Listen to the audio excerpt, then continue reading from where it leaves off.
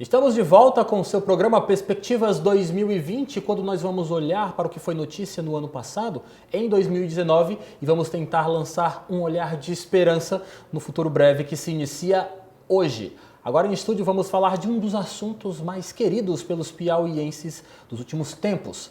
Nós vamos falar sobre política, sobre esta realidade, sobre esta temática. Eu recebo aqui em estúdio o professor Robert Bandeira. Professor, seja muito bem-vindo. Tudo bem com o senhor? Obrigado, tudo bem. Coisa boa. Vamos falar de política, hein? Eleições 2020. Durante o ano de 2019, nós passamos o ano praticamente todo falando das eleições que se iniciam agora, que vão ser realizadas neste ano que se inicia. Suas expectativas para as eleições que se aproximam? Em 2020 a gente vai ter algo novo, né? Na eleição de 2020 a gente vai ter não teremos, na verdade, mais as coligações. Então os partidos agora eles vão buscar estratégias diferentes do que se observava anteriormente quando existia a coligação. Sim. Principalmente os partidos pequenos, né? Pode ser que a gente consiga ver, a gente já observa já um pouco isso, né? Algumas migrações de partidos menores, né, nanicos, né, para partidos médios ou pequenos, né, tentando fortalecer.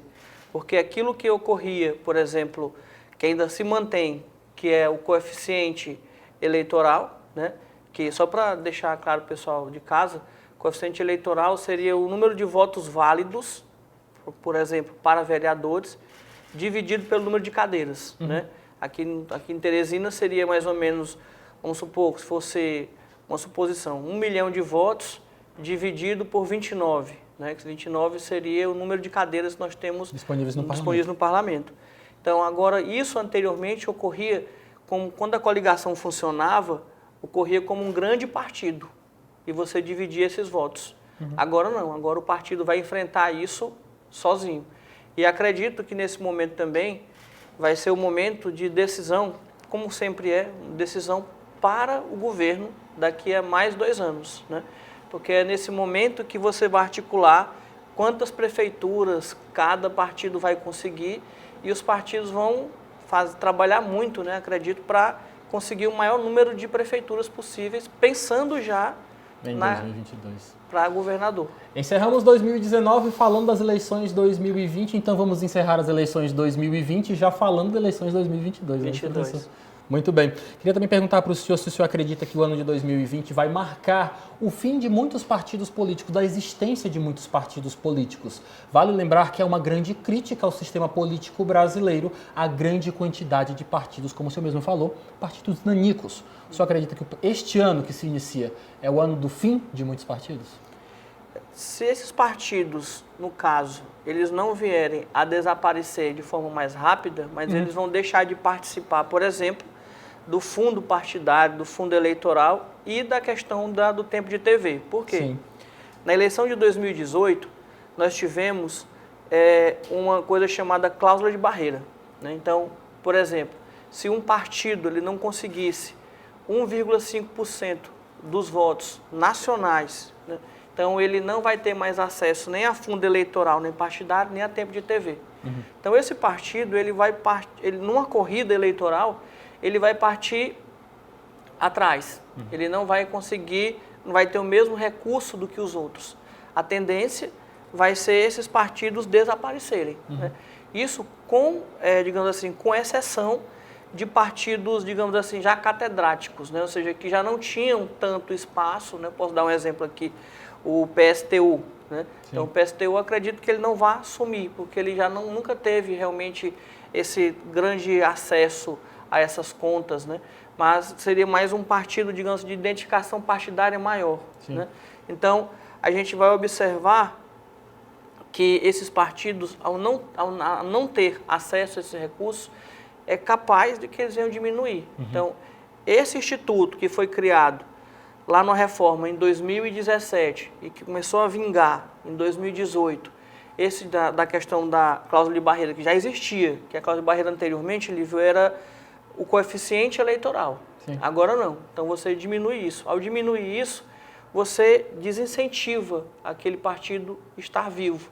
Então, ele vai acabar rearticulando ou fundindo partidos, né? Ou mesmo migrando para outros partidos, né? Professor, no ano de 2019 se falou muito sobre a questão da relação entre os prefeitos e o governo federal. Jair Bolsonaro foi eleito em 2018, defendendo, entre outras questões, mais Brasil e menos Brasília.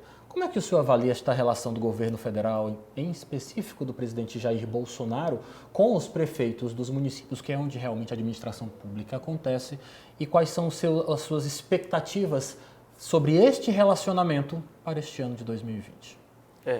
O que a gente pode colocar, como é que o governo federal ele se articula com o governo municipal? Uma das formas de articulação é pela política pública.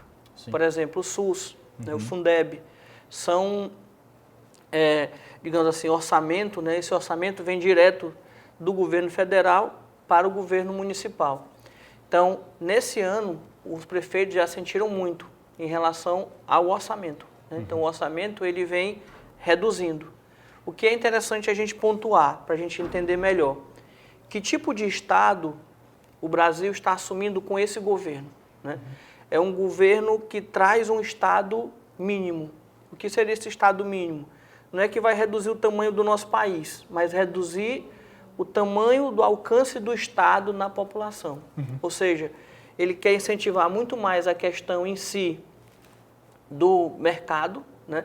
Tanto nós temos a lei de liberdade econômica, a gente tem, digamos assim, uma política de desidratação da justiça trabalhista, por exemplo. Sim. Então, com isso também já há e vai haver ainda, pelo que a gente pode observar pela a lei de diretriz orçamentária, ele deu agora em 2019, foi aprovado no dia 17 de dezembro, a gente vai observar o quê? Que também as políticas sociais elas sofreram muito também com redução. E está previsto, só para você ter uma ideia, dar um exemplo, a questão da farmácia popular. A farmácia popular ela já teve uma redução bem considerável nesse ano e ela vai sofrer uma redução de 100 milhões no orçamento para o próximo ano de 2020. O que é interessante a gente observar? Para quem está em casa entender melhor, é como o Estado funciona. Né? Por exemplo, ao passo em que o brasileiro ele é mais apegado ele é mais satisfeito com o Estado maior, que ele vem, digamos assim, prover saúde, educação, né, coisas básicas, habitação, dentre outras coisas. Garantidas pela Constituição, né? Garantidas pela Constituição. A gente está observando nesse governo uma redução desses incentivos, né? E o que é mais interessante a gente observar é que a gente tem que observar a prática com o discurso, né? Por exemplo, vou dar um exemplo aqui para você. A Inglaterra, a Suécia, eu pegar a França, né? São países que, apesar de serem grandes, fortes economicamente e ter um bom IDH, né? Um desenvolvimento humano, eles gastam muito com o orçamento de políticas sociais. A gente, no Brasil, a gente vê um histórico decrescente desses investimentos. A gente tem, muitas vezes, um bom orçamento para custeio. Sim. Seria o custeio, eu tenho que manter aquilo ali. Mas o que seria o investimento? Eu tenho que investir mais, contratar mais médicos, contratar mais professores, abrir novas unidades onde não existe unidade de saúde, por exemplo. Então, as prefeituras, elas enfrentaram nesse ano e acredito que vão continuar ainda a enfrentar no próximo ano, um recurso bem minguado em relação a isso. Então, se o governo federal não fizer uma reforma tributária, aí que o município ele vai entrar em apuros, porque os municípios brasileiros... A dependência é grande, não é, professor? De municípios para com o governo federal. Quero aproveitar este assunto de governo federal, falando sobre as situações que são desenvolvidas lá em Brasília, quero lhe perguntar sobre a popularidade de Jair Bolsonaro, o presidente do Brasil, que encerrou seu primeiro ano de gestão, mas começou bem avaliado. Atualmente, nesses meados de 2020, como é que está a popularidade do presidente? Ela deve continuar em queda ou em ascensão? O que é interessante a gente observar que muitos institutos de pesquisa, eles chegaram a estabelecer um limite. Um limite, uma espécie de guarda-chuva do governo, né? Entre aspas. Os 30%, as casas do 30%. O Jair Bolsonaro saiu de 35% no início do governo, do 2019, de ótimo e bom, né? Ou seja, retirando o regular, e chegou a 27%. Ou seja, esse 27% está com a margem de erro entre 2% para mais e para menos. O que é interessante, já que a gente está no momento que os números são colocados em questão, claro, né? Quando você faz uma análise, eu fiz essa análise tanto pelo Ibope, número do Ibope, como pelo número dos números do Datafolha. A gente consegue observar, ao mesmo tempo também, que ele sai de uma reprovação de 29%, chega a 38%. Então, esse guarda-chuva de 30% colocado pelos institutos ainda se mantém, né? Ou seja, como se fosse um certo núcleo duro, né? Então, muitas vezes isso acontece, mas a sensação do brasileiro em si, quando a gente vai analisar outras perguntas, né, em outras pesquisas diferentes, por exemplo, o que o brasileiro gostaria? O brasileiro ele aponta muitas vezes que quer um Estado maior. Esse Estado maior, como eu falei anteriormente, na promoção de política pública, política social. Ao passo em que nós estamos vivendo um Estado que ele é um Estado onde ele se quer menor. Ou seja, o governo ele age de forma menor. O que é interessante, Lívio, que a gente tem que observar é que, como estudioso da área, eu posso dizer uma coisa bem simples para quem está em casa assistindo a gente, para entender um pouco melhor. Como é que a gente analisa o comportamento de um governo? Não pelo que ele fala, mas pelo que ele faz. Sim. A gente analisando pelo que ele faz, a gente está observando que o governo está lutando em busca de um Estado menor. Por exemplo, nós temos hoje uma PEC, né, que foi feita anteriormente, que é do teto dos gastos. Então, você só pode aumentar o gasto de um ano para o outro em cima da questão da inflação. Sim. Então, o Estado vai ter que se organizar em relação a isso. Ele vai ter, lógico, de um ano para o outro, vai aumentar os gastos do Estado, principalmente com a questão do custeio, dentre outras coisas. O que é que eu vou cortar? Então, isso aí é onde a gente analisa a orientação do governo. Se ele corta gastos sociais, então eu tenho um governo que se aproxima de um Estado mais, digamos assim, mínimo. Chuto. E chuto. Quando eu estou observando que o governo ele gasta mais, ele corta em, por exemplo, incentivos ao mercado, vamos chamar assim, eu estou observando um Estado mais preocupado com quem está lá na base. Ao mesmo tempo que o Estado está cortando muito de políticas sociais para 2020, foi enviado para o Congresso agora uma ajuda aos bancos, né? Sendo que desde 2000, no governo Fernando Henrique Cardoso, que foi ele que inaugurou isso, sim, é proibido por lei, pela Lei de Responsabilidade Fiscal.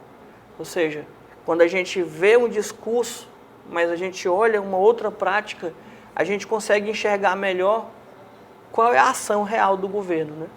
Professor, quero lhe fazer duas perguntas em uma para encerrar nossa conversa por hoje, porque no ano de 2019 nós vimos aqui no país acontecer a aprovação da reforma da Previdência, mas o governo Jair Bolsonaro necessita, como o senhor mesmo falou, ainda aprovar outras reformas, pelo menos a tributária, a administrativa e a política. O senhor acredita que estas reformas, o encaminhamento para que elas sejam aprovadas ou negadas, se darão em 2020?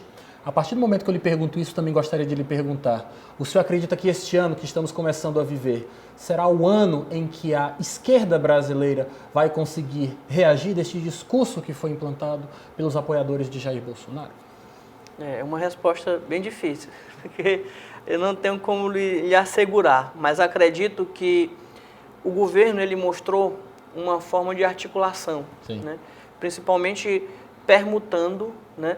Fazendo uma troca, né, aquele famoso tomar lá da cá. A velha política que há muito tempo se produz e se propaga no Brasil, não é isso? A velha troca, não é? E essa troca, ela foi muito eficiente para aprovar a reforma da Previdência e, anteriormente a ele, a reforma trabalhista. Então, tem uma grande chance de, dependendo do cenário político, porque eu acho que o próprio Congresso agora, apesar do Congresso, ele votar bastante com o governo, o governo, que é interessante a gente observar, que o governo não é só um partido, não é só uma pessoa, são vários partidos. Esses partidos também se blindam também, de certa forma. Então, a votar determinadas coisas, tipo de política previdenciária, ela é muito bem afeita, por exemplo, a vários partidos que estão do apoio do Bolsonaro, como a trabalhista também. Então, a do serviço público, ela foi colocada para 2020 pelo Maia, né? O Rodrigo Maia ganhou muita força nesse governo, ele está um grande articulador, com o Alcolumbre também no Senado. E acredito que dependendo não posso dar uma resposta, mas dependendo do que vem acontecer em si, do momento, mantendo essa política das trocas, eu acho que ele consegue esse apoio a partir disso. Professor, essa sua resposta é perfeita, porque realmente é o que nós observamos no Brasil. Sempre foi assim, infelizmente a tendência de continue sendo assim. O toma lá da cá. Sim. Essa é a realidade. Mas voltando à nossa outra pergunta, o senhor acredita que realmente este é o cenário ideal para que a esquerda, tão massacrada no cenário político nacional, possa reagir? Eu acredito que não. Por quê? Também é uma pergunta de futuro, né? Aí Claro. Outra eu não soube responder essa, porque que eu tenho uma resposta a mais. Porque nós criamos uma linha foi criada uma linha em 2018, 2017, 2018, uma linha de raciocínio de que a esquerda é ligada a algo ruim, né? Eu não estou afirmando aqui, por favor, que a esquerda é ruim, mas estou dizendo que foi colocada, por exemplo, vou dar aqui 2 episódios para você, que foi o episódio que aconteceu em 2013, em junho de 2013, no momento em que se colocou em dúvida vários tipos de políticas, né, principalmente sociais, para que as pessoas queriam participar mais do governo, né? E isso aconteceu no país todo, praticamente. E a Operação Lava Jato, ela demonstrou número de pessoas, ou seja, e naquele momento o governo era um governo de um partido de esquerda, do Partido dos Trabalhadores. Então ele era a vitrine. Por isso, que nesse momento, a gente pode observar a criação de um antipetismo, principalmente pelo PT. O que as pessoas não conseguem compreender, por exemplo, que MDB, por exemplo, naquela época, o PDT, dentre outros partidos, compunham também a base do governo, de apoio ao PT. do PT. Você tem uma ideia, o MDB, ele estava no governo do PT, nos 2 governos, nos 4, ele tem uma votação expressiva com o governo, a questão da base, lá na hora do Congresso. Ele vai para o Michel Temer, no Michel Temer ele atinge a maior porcentagem de apoio a um governo, né, que ele é o presidente dele, Michel Temer, né, 97%, que ainda não é a maior é o PSL, que é 99%. E o MDB novamente está agora no governo do Jair Bolsonaro, está sem partido, e ele tem aproximadamente 92% de votos com o governo. Nossa. Ou seja, se você observar, não mudou praticamente nada, mas um discurso foi feito, esse discurso do antipetismo. E esse discurso do antipetismo, ele ainda está muito forte, né? Então, esse discurso ele pode afetar ainda e será certamente. Ele vai ser utilizado agora em 2020 e vai ser utilizado logo depois no governo como uma forma de você ganhar, né? Você trabalha essa parte de jornalismo, você sabe, a pessoa vai criar um pensamento contrário, né? Então, vai ser a guerra de ideias, né? De ideologias. De ideologias. Professor Robert Bandeira, muito obrigado pela sua participação. Excelente 2020 para o senhor e volte mais vezes, tá bom? Obrigado, eu que agradeço. Ok, até a próxima. O nosso próximo assunto é saúde pública. Maiara, com você. Então, Lívia, o outro tema que não poderia fugir da nossa expectativa, né, das nossas perspectivas, é em relação à saúde. Um tema que é bastante demandado pela população de todo o país e aqui no Piauí não seria diferente. Para conversar com a gente um pouquinho sobre esse assunto, a gente vai receber aqui, conversar um pouquinho, bater um papo com a Ana Maria Eulálio, ela que é diretora de planejamento da CESAP. Olá, tudo bem? Tudo bom? Como vai? Tudo bem. Doutora Ana, um dos temas que debatemos bastante aqui, né, aqui na TV O Dia, foi em relação às campanhas de vacinação. Houve um chamamento nacional em relação às campanhas e a população pouco aderiu. Tanto que a gente registrou, né, um surto, o Piauí entrou no surto do sarampo, por exemplo, que é uma doença que a gente já não vinha registrando casos dela aqui já há algum tempo. Como é que a senhora avalia, né, essa falta de percepção das pessoas em relação aos riscos e também essa falta de iniciativa de comparecer aos postos para poder se vacinar? Olha, o ano de 2019, no campo da saúde, foi sem dúvida alguma um ano extremamente desafiador. E um dos grandes desafios, não há como questionar, foi o recrudescimento de algumas doenças historicamente já controladas, né, pelo Ministério da Saúde e pelas secretarias estaduais e municipais de saúde. O sarampo foi algo que surpreendeu o país inteiro, né? O Piauí, é exemplo de outros estados, também apresentou surtos, né? E passamos a compor a estatística nacional de um dos estados da federação com a incidência do sarampo, com o recrudescimento do sarampo junto à nossa população. A vacinação sempre foi uma estratégia e uma alternativa de enfrentamento dessas doenças imunopreveníveis que sempre enfrentou muitos desafios junto à população. Desafio em especial relativo à adesão da população, né, a essas medidas que devem ser adotadas na perspectiva de se evitar a transmissão da doença e de se enfrentar esse aparecimento de casos. Ainda temos, né, veiculação de muitas informações que depõem contra a vacinação, que colocam a vacina em xeque, chamando a atenção principalmente, né, para os efeitos adversos da vacinação. E, obviamente, que a ênfase com que se atribui a esses efeitos adversos cria nas pessoas mais desinformadas, né, um posicionamento contrário à vacinação, até porque também se veicula que a grande maioria das vacinas é elaborada a partir do vírus da própria doença. Doutora Ana Maria, como é que assim, a estratégia que a Secretaria de Saúde aqui, ela deve estar adotando para que esse chamamento ele possa vir a ser feito no próximo ano, né, agora em 2020, e que a população possa realmente aderir, possam comparecer em massa? Qual a estratégia que vocês já estão planejando para isso? Olha, inicialmente a realização de campanhas informativas para a divulgação maciça junto à população. Aliado a isso, nós precisamos contar com o apoio e a participação dos profissionais e dos trabalhadores de saúde, né, como disseminadores de um conhecimento, de uma informação que é importante para sensibilizar a população, as famílias, em relação à adesão ao processo de vacinação. Além disso, o envolvimento da comunidade de maneira geral. E aí entra a igreja, entram os grupos, as associações de bairro, entram as categorias dos profissionais de maneira geral, né? O trabalho dos agentes comunitários de saúde, todos esses movimentos e essas participações, elas são fundamentais para aumentar a força e a potência desse processo de informação e de sensibilização da população. É preciso que as pessoas estejam informadas e inteiradas que a vacinação, ela é a estratégia, sem dúvida alguma, mais potente para você evitar a transmissão de doenças que são preveníveis através dessa estratégia que é a vacinação. Vamos mudar um pouquinho de assunto agora, a gente vai falar um pouquinho sobre a questão das obras e infraestrutura de saúde aqui.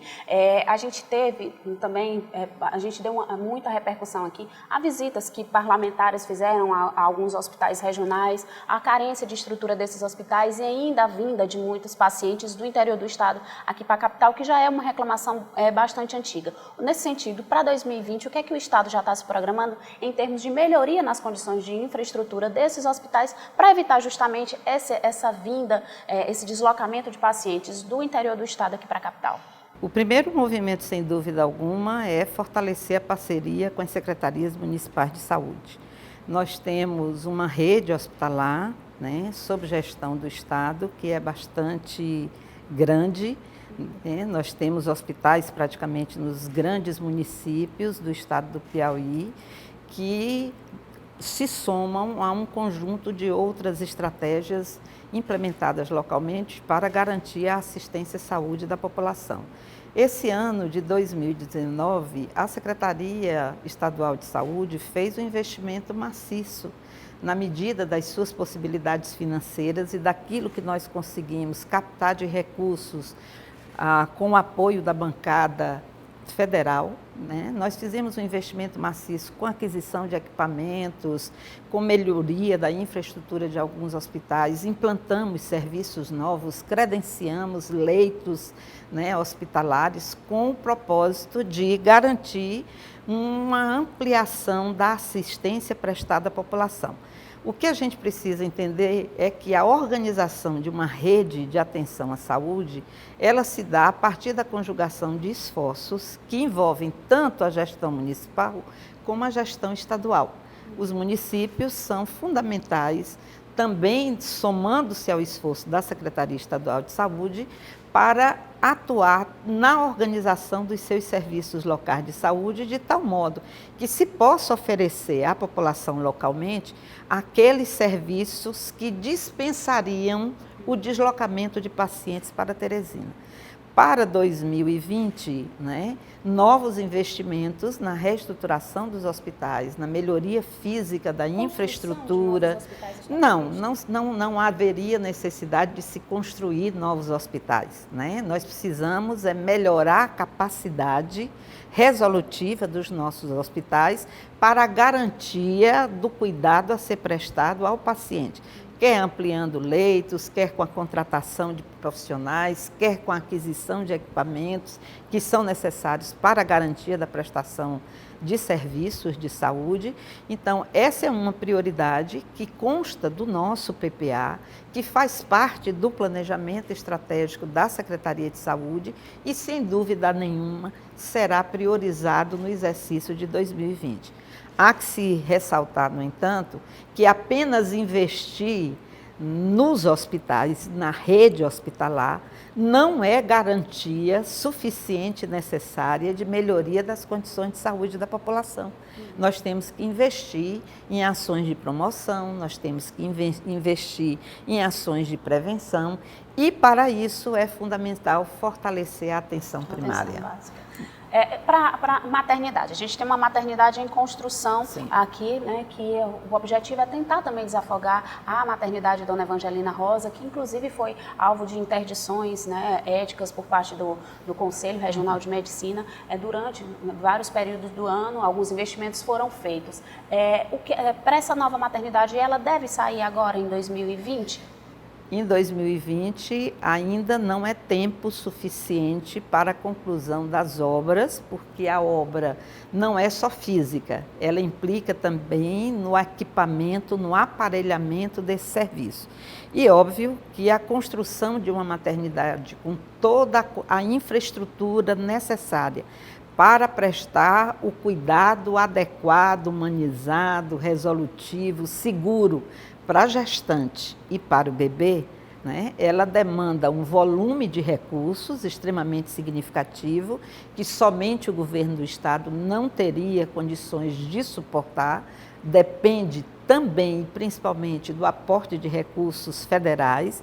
Então, você tem todo um processo de negociação que precisa ser estabelecido e acreditamos, a nossa perspectiva é garantir a continuidade das obras que já estão em andamento e construir viabilidade para captar recursos adicionais que nos permitam, em 2021 a 2022, efetivamente concluirmos a nova maternidade e passarmos a oferecer às mulheres do nosso estado um atendimento de maior qualidade. O que é que está previsto de melhoria na atual maternidade que a gente tem, que é a maternidade mais antiga, né, que recebe pacientes de todo o estado? Então, o investimento ele continuará a ser feito tanto em termos de melhoria da infraestrutura física, como também da melhoria dos equipamentos que são necessários para manter o funcionamento da nova maternidade, da maternidade Dona Evangelina Rosa, até que a nova maternidade possa ser colocada à disposição da população.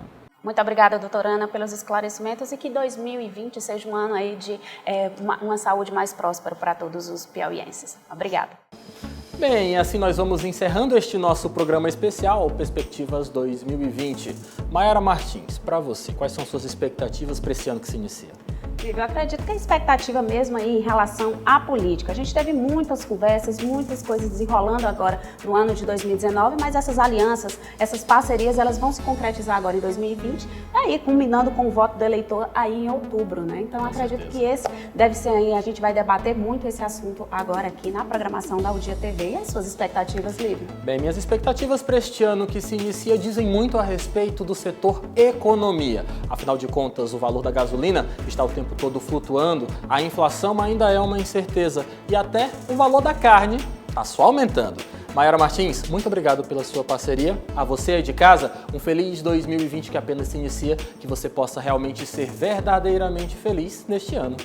Obrigada pela parceria, Lívia. Obrigada pela parceria você aí de casa. E um feliz 2020, que seja de muita prosperidade, de muita saúde e muita audiência aqui para o UDIA TV também, tá bom? Até a próxima. Tchau, tchau. Até mais.